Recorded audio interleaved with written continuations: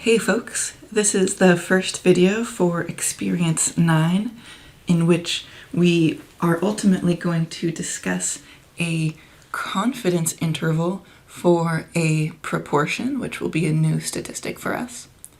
And we're going to piggyback off of our previous work in Experiences 7 and 8. In Experience 7, we saw the sampling distribution framework as applied to the sample mean, x bar, and then we utilized our foundation there to create a confidence interval for the population mean. We're going to hijack some of our previous knowledge for that in order to ultimately discuss a confidence interval for the proportion p. So that's what p is here. It's a proportion. Now, before we pop into the proportion confidence interval, we're going to discuss its sampling distribution. When we are creating a confidence interval, it is for a parameter. What I've circled in green here, those would be population parameters.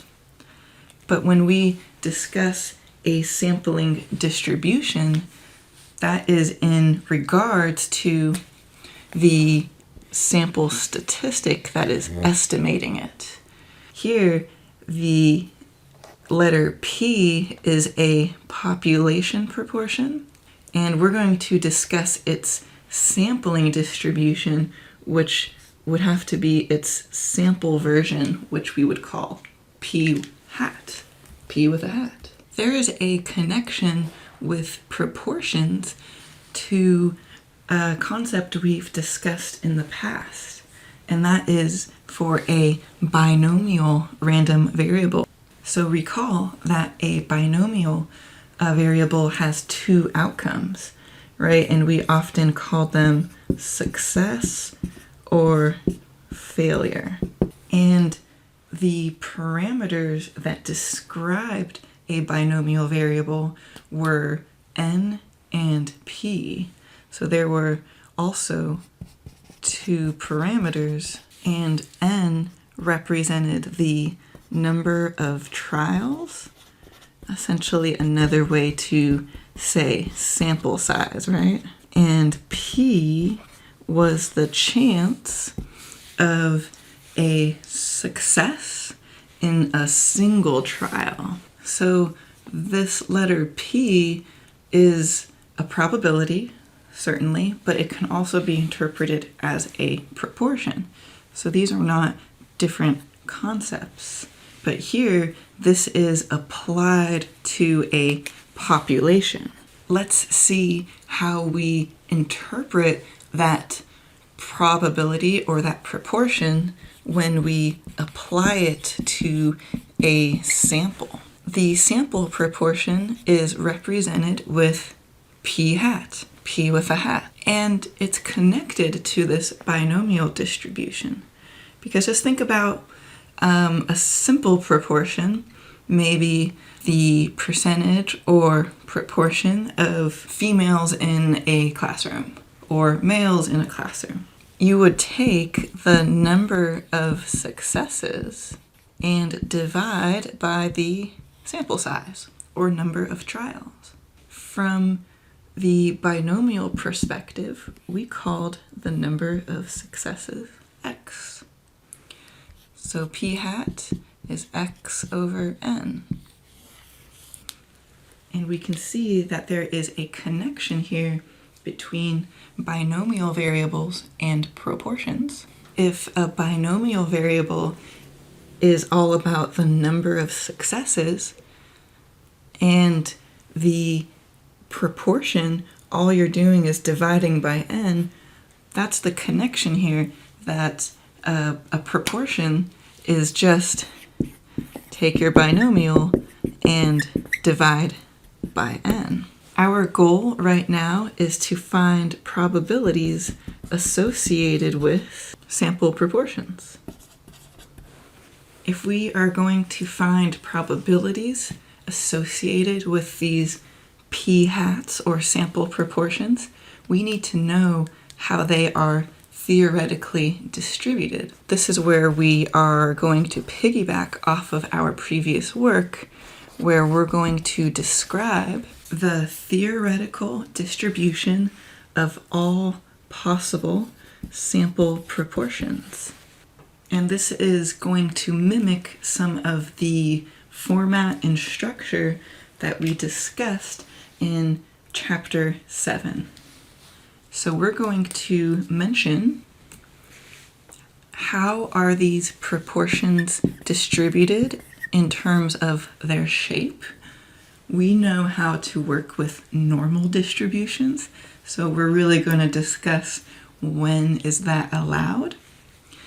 And once we identify that, we will discuss where the center of that normal distribution is and how spread out those proportions are. Let's start with shape. So when would these theoretical sample proportions be approximately normal?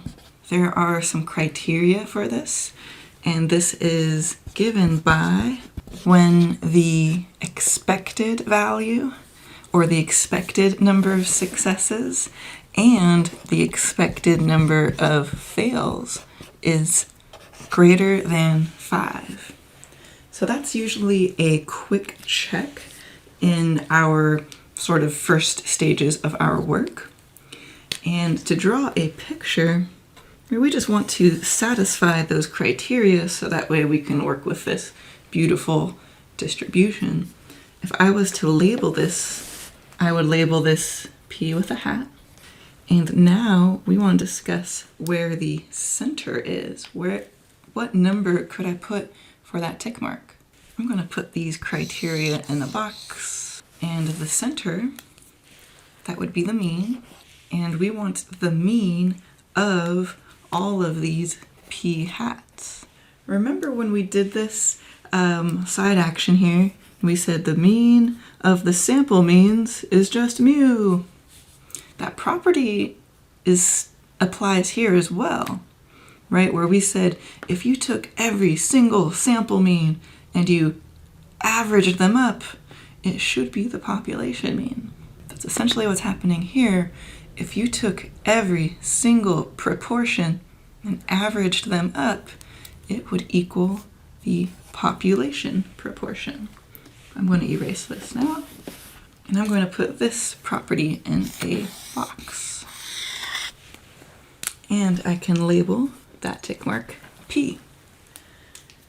Our next step is to discuss the spread of this theoretical distribution.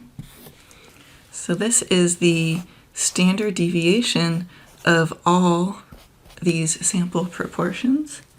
This is given by a big square root, and in the square root is P times 1 minus P all over n, and everything is in the square root. I'll put you in a box as well. We have a name for this. It's got a long name. It is the standard deviation of the sampling distribution of the sample proportion. Another way to state that, which is sometimes easier, is it's the standard error for proportions. You might be wondering, where on earth did this formula come from? Well, standard deviation.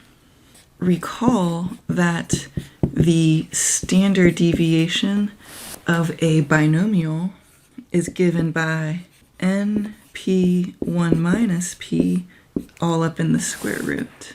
Since the connection between a binomial and a proportion is just division by n, that's all that happened here.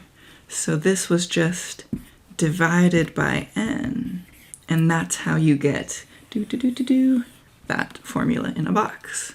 We've got all that we need now to develop the tools so that way we can find probabilities associated with sample proportions. Because if we meet that normal requirement that was stated under the shape, then, well, we know how to find areas in normal distributions. We've got that z-table. If we can create a z-score that applies to proportions, then that's great. I want to remind us just on the side action here, remember when we had our first z-score and it was x minus mu over sigma? And that general structure has applied and will continue to apply for us here. When we modified this to apply to sample means, we just put a bar on that x and divided by square root of n. That same overall structure is going to apply here, where z in the numerator, that is like a particular value from your sample. Here that would be the sample proportion. And we would need to subtract the mean of those sample proportions. And in the denominator, we need the standard deviation, again, for the proportion. So this is not the one I'm going to put in a box. I'm going to rewrite this so everything is crisp. P hat, that is the sample proportion, usually given in the context of the problem. That can be just replaced with the population proportion. And in the denominator, I'm going to put a big square root, and that is p 1 minus p over n. This is box worthy. In the next video, we will do a particular example so we can find probabilities associated with sample proportions.